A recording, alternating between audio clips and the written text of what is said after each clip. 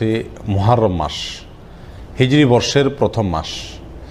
এই মাসটির বেশ কিছু তাৎপর্য আছে কোরআন এবং সুন্নাহর দৃষ্টিতে এবং করণীয় আছে। পাশাপাশি এই মাস সম্পর্কে বেশ কিছু ভুল ধারণা আছে, বেশ কিছু কুসংস্কার আছে। তো এই মাসের তাৎপর্য, গুরুত্ব, করণীয় এবং বর্জনীয় এই তিনও বিষয়ে আমরা সংক্ষেপে কিছু কথা শুনবো আল্লাহ সুবহানাহু ওয়া তাআলা তৌফিক দান করলে। মুহররম মাস এটা সম্মানিত 4 মাসের একটা মাস। আল্লাহ সুবহানাহু ওয়া তাআলা কোরআনে কারীমের ভিতরে 4টি মাস সম্মানিত হওয়ার কথা বলেছেন। সূরা তাওবায় সেই 4টি মাসের সম্মান প্রসঙ্গে একাধিক আয়াতে আল্লাহ সুবহানাহু ওয়া তাআলা বিস্তারিত আলোচনা করেছেন।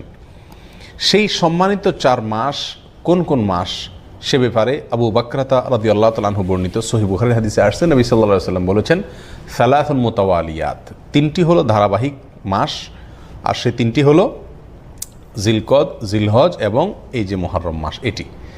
আর আরেকটি মাস হলো ওয়ারজব ও মুদর আল্লাযী বাইনা জুমাদা ওয়া শাবান। আরেকটা হলো রমজানের আগের মাসের আগের মাস রজব মাস, যেটা জুমাদা সানি এবং শাবানের মাঝামাঝি মাস, সেইটা হলো 4র্থ মাস। আর এই 3টা মোট 4টা মাস। এই মাসগুলোকে আল্লাহ সুবহানাহু ওয়া তাআলা সম্মানিত বলে ঘোষণা করেছেন এবং এই মাসগুলোকে আল্লাহ সুবহানাহু ওয়া তাআলা মর্যাদা দিয়েছেন। আর সেজন্য এই মাসগুলোকে সম্মান দেওয়া, এগুলোর মর্যাদা দেওয়া একজন ইমানদার হিসাবে আমাদের সকলের কর্তব্য। এই মাসগুলোতে পাপাচার না করা। আল্লাহ সুবহানাহু ওয়া তাআলা বলেছেন, ফালা তাজলিমু ফিহিন্না আনফুসাকুম, এই সম্মানিত মাসগুলোতে তোমরা নিজেদের প্রতি নিজেরা অবিচার করো না। মুফাসসিরিন ইকরামের অনেকেই বলেছেন এখানে অবিচার করা বলতে পাপাচার করা, গুনাহের কাজ করা। অর্থাৎ অন্য সময় গুনাহের কাজ করা তো জঘন্য, এই সম্মানিত মাসে গুনাহের কাজ করা, পাপের কাজ করা, অন্যায় করা আরও বেশি জঘন্য।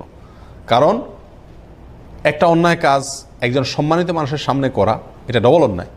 সম্মানিত মানুষের অসম্মান হয়, আবার অন্যায় কাজ করা হয়। এই জন্য এই মাসগুলোতে অন্যায় থেকে বেঁচে থাকার জন্য বিশেষভাবে চেষ্টা করা দরকার, সচেষ্ট থাকা দরকার। কারণ আল্লাহ তাআলা এই মাসগুলোকে কি দিয়েছেন? সম্মান দিয়েছেন। আল্লাহর সম্মান, আল্লাহর দেওয়া সম্মান রক্ষা করার জন্য এই মাসগুলোতে পাপের কাজে একটু পিছপা হওয়া একজন মুমিনের উচিত এবং নেকের কাজে, রুটিন নেকের কাজ যেগুলো, সেগুলোতে অগ্রসর হওয়া উচিত। অতএব এই সম্মানিত মাসের অন্যতম প্রধান এই করণীয়, এটি আমরা মাথায় রাখবো ইনশাআল্লাহ। এই মুহররম মাস আবার সম্মানিত মাসগুলোর ভিতরে অনেক উলামা ইকরামের মতে সবচাইতে শ্রেষ্ঠ। সম্মানিত যে 4টা মাস আছে তার ভিতরে সবচাইতে শ্রেষ্ঠ এবং রমজানের পরেই মর্যাদার বিচারে শ্রেষ্ঠ মাস হলো এই মুহররম মাস। মুহররম শব্দের অর্থই হলো সম্মানিত। মুহররম শব্দের অর্থই কি? সম্মানিত। এই মাসটার নামই হলো সম্মানিত মাস এবং হাদিসে এটাকে আল্লাহর মাস বলা হয়েছে। সব মাসই আল্লাহর, সব দিনই আল্লাহর, সব সময়ই আল্লাহর, কিন্তু এটাকে হাদিসে নবী করিম সাল্লাল্লাহু আলাইহি সাল্লাম শাহরুল্লাহ, সহিহ মুসলিমের হাদিসে শাহরুল্লাহ বলেছেন, অর্থাৎ আল্লাহর মাস। আল্লাহর দিকে সম্বন্ধ করে এই মাসটির মর্যাদা আরও বৃদ্ধি করা হয়েছে।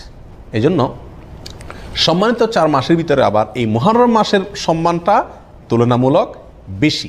সেই জন্য এই মাসটার প্রতি আমরা বিশেষ খেয়াল রাখবো ইনশাআল্লাহ। প্রিয় ভাইরা, একটা কথা আমরা বারবার বলে থাকি, সেটা হলো সম্মানিত মাস কখন আসে কখন যায় আমাদের দেশের সাধারণ মানুষ বেশিরভাগ লোক জানেও না। আপনি যদি বুঝতে পারেন যে এই যে চাঁদটা উঠতেছে সামনে, এই মাসটা সম্মানিত মাস, তাহলে আপনি ওই মাসের সম্মান দেখানোর চেষ্টা করতে পারেন। কিন্তু আপনি টেরই না পান কখন মাস আসলো কখন গেল, কোনটা সম্মানিত কোনটা সাধারণ, তাহলে তো আপনি সে মাসের সম্মান দেওয়া, মর্যাদা দেওয়ার সুযোগই পাবেন না। এই জন্য এই ধারণাটি বিলুপ্ত হয়ে গেছে, যেহেতু সমাজ এটার ব্যাপক প্রচার করা দরকার যে বছরে হিজরি বর্ষের 12টি মাসের মধ্যে 4টি মাসকে আল্লাহ তাআলা সম্মানিত ঘোষণা করছেন কোরআনে। খুচরা কোনো বিষয় কোরআনে থাকে না এবং সেই সম্পর্কে আল্লাহ তাআলা বিশদ বিবরণ দিয়েছেন, সম্মান কিভাবে আমরা দেখাবো, পাপাচার করা যাবে না ইত্যাদি, যুদ্ধ বিগ্রহ করা যাবে না। এবং এই সম্মানিত 4 মাসের বিস্তারিত বিবরণ নবী করিম সাল্লাল্লাহু আলাইহি সাল্লাম সহিহ বুখারীর হাদিসে বর্ণনা করেছেন। অতএব একজন মুসলিম হিসাবে আমাদের কর্তব্যের অংশ হলো এই মাসগুলো যখন আসে বিশেষভাবে নড়ে চড়ে বসে সম্মান করা। আপনি একভাবে বসে আছেন ঠ্যাং ট্যাং সব মেলে দিয়ে, হঠাৎ করে আপনার শ্বশুর আসছেন, আপনার ভেতরে এক ধরনের পরিবর্তন আসবে কিনা, একটু নড়ে চড়ে বসবেন কিনা। আপনার বাবা আসছেন, একটু নড়ে চড়ে বসবেন কিনা। এর মানে আপনি তাকে সম্মানিত মনে করছেন। একজন সাধারণ মানুষ আসলে হয়তো আপনি নড়ে চড়ে বসবেন না, কিন্তু আপনার সম্মানিত কোনো মানুষ আসলে আপনার মধ্যে এক ধরনের পরিবর্তন আসবে। এই জন্য ভাই, সম্মানিত 4টি মাস যখন আসে, একজন মুমিন নড়ে চড়ে বসবে। সে যদি মুহররম মাস আর সফর মাস এই দুটার ভিতরে তার কোনো কি না থাকে, তার কর্ম, তার কথা, তার কাজকাম ইত্যাদিতে যদি কোনো ব্যবধান না থাকে, তার মানে আল্লাহ যে মাসটাকে সম্মান দিলেন সেটাকে সে কেয়ার করল না। ঠিক না ভাই? ঠিক। আর বর্তমান সমাজের প্রায় সমস্ত লোক, ইল্লা আমার রাহিমা রব্বি, হাতে গোনা কিছু লোক ছাড়া প্রায় সকল লোক, আমরা সম্মানিত মাস আর সাধারণ মাসের ভিতরে আমাদের তেমন কোনো পার্থক্য নাই, দৈনন্দিন রুটিনের ভিতরে তেমন কোনো পরিবর্তন নাই। এই জন্য ভাইরা, 2টা সম্মানিত মাস কিন্তু অলরেডি চলে গেছে, একটা জিলকদ, একটা জিলহজ। তো এই যে 2টি সম্মানিত মাস গেল, অন্য সব আমল আপনি বাদ দেন, এই 60 দিনের ভিতরে, এই 2 মাসের ভিতরে আপনার মাথায় কয়বার এই চিন্তাটা আসছে যে যে দিনটা যাচ্ছে, যে সময়টা যাচ্ছে, এটা আল্লাহ ঘোষিত সম্মানিত মাস? এই চিন্তাটা কয়বার আসছে? যারা নিয়মিত নামাজ রোজা করেন আলহামদুলিল্লাহ, তাদের ভিতরে আপনি খবর নিয়ে দেখেন, আপনি নিজেরটা নিজে চিন্তা করেন। এই জিলহজ মাস গেল, এই মাসে কোরবানির কথা বারবার মনে পড়ছে, কোরবানি করছেন, ভালো কথা, কিন্তু এই মাসটা সম্মানিত মাস, কোরবানির আগে পরের দিনগুলোও মর্যাদাপূর্ণ দিন। এই কথাটা অন্তত মাথায় আসছে, মর্যাদা, এটা মাথা আসলেও তো এটার প্রতি বিশেষ সম্মান মন থেকে তৈরি হয়। ঠিক না ভাই? ঠিক। সেটাই বা আমাদের কতবার হয়েছে? এর উত্তরে আমার মনে হয় বেশিরভাগ লোক বলবেন যে একবারও হয়নি। কি বলেন? আপনাদের কয়জনের মনে পড়ছে যে এটা সম্মানিত মাস? বলেন। একজন পাওয়া গেছে। তো ভাইরা, সেই জন্য এই মাসটি সম্মানিত, এই মাসটি মর্যাদাপূর্ণ, এই ধারণাটি সমাজে ব্যাপকভাবে প্রচার করা দরকার। সামনের যে মাসটি আসছে সেটি এই সম্মানিত মাসের সিরিয়াল বাই 3টি মাসের শেষ মাস, আবার সেটা হলো মর্যাদার দিক থেকে সবচেয়ে সম্মানিত। বিধায় এই জিনিসগুলো আমরা কি রাখবো? ইনশাআল্লাহ মাথায় রাখবো। মুহররম মাসের একটা বিশেষ আমল আছে, বিশেষ গুরুত্ব আছে। সেটা কি? সহিহ মুসলিমের হাদিসে আসছে, নবী করিম সাল্লাল্লাহু আলাইহি ওয়াসাল্লাম ইরশাদ করেছেন যে আফদালুস সিয়ামি বা'দা রমাদান শাহরুল্লাহিল মুহররম, রমজানের পরে সবচাইতে উত্তম রোজার মাস হলো মুহররম মাস, আল্লাহর মাস মুহররম মাস। নবী সাল্লাল্লাহু আলাইহি ওয়াসাল্লাম এখানে কি বলেছেন? আল্লাহর মাস বলেছেন।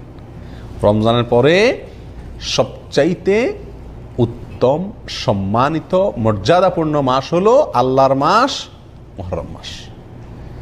অর্থাৎ রমজানের পরে নফল রোজার শ্রেষ্ঠ মাস, নফল রোজার শ্রেষ্ঠ মাস হলো মুহররম মাস।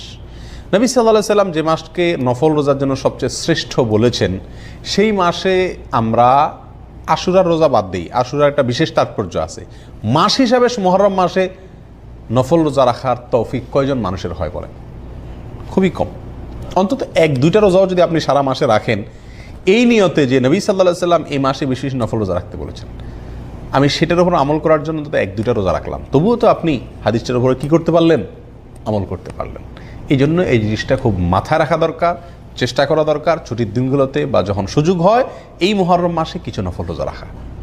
নবী করিম সাল্লাল্লাহু আলাইহি ওয়াসাল্লাম রমজানের পরে এই মাসের নফল রোজাকে শ্রেষ্ঠ বলেছেন। অবশ্য আমাদের আয়েশা বর্ণিত অন্য হাদিসে আসছে, নবী সাল্লাল্লাহু আলাইহি ওয়াসাল্লাম রমজানের পরে সবচেয়ে বেশি রোজা রাখছেন শাবানে। তো উলামা ইকরাম বলেন, এই মাসে যদি রোজা রাখা সবচেয়ে শ্রেষ্ঠ হয়, তাহলে শাবানে তিনি বেশি কেন রাখলেন? এর উত্তর হলো যে এই মাসের শ্রেষ্ঠত্ব এবং এই মাসে রোজা রাখা যে উত্তম, এই কথা আল্লাহর পক্ষ থেকে যখন ওহী আসছে, তার আগেই, তারপরে নবী সাল্লাল্লাহু আলাইহি ওয়াসাল্লাম আর এই মাসে রোজা রাখার সুযোগ পান নাই। এটা শেষ মুহূর্তে আসছে জীবনে, তার আগে তিনি ইন্তেকাল করেছেন। তারপরে তার মানে শাবান হলো তৃতীয় শ্রেষ্ঠ নফল রোজার জন্য। রমজান ফার্স্ট, সেকেন্ড হলো মুহররম, এরপরে 3 নম্বর অবস্থান হলো কোন মাসের? শাবান মাসের। তো শাবান মাসে নবী সাল্লাল্লাহু আলাইহি ওয়াসাল্লাম বেশি বেশি নফল রোজা রাখছেন, কারণ তিনি সেটা আমলের সুযোগ পাইছেন। আর মুহররমেরটা তিনি বলছেন কিন্তু নিজে করার সুযোগ পান নাই, তার আগে ইন্তেকাল করেছেন। তাহলে আমরা তার এই নির্দেশনা অনুযায়ী মুহররম মাসে বেশি বেশি নফল রোজা রাখার চেষ্টা করবো ইনশাআল্লাহ। ঠিক আছে তো ভাই? এটা গেল মুহররম মাসের করণীয় প্রসঙ্গে। এই মাসে এই একটি মাত্র মূল করণীয়, বিশেষ সম্মানিত মাস হিসাবে যা যা তা তো আছেই, মুহররম মাস হিসাবে এই মাসের মূল করণীয় হলো এই মাসে বেশি বেশি কি রাখা? নফল রোজা রাখা।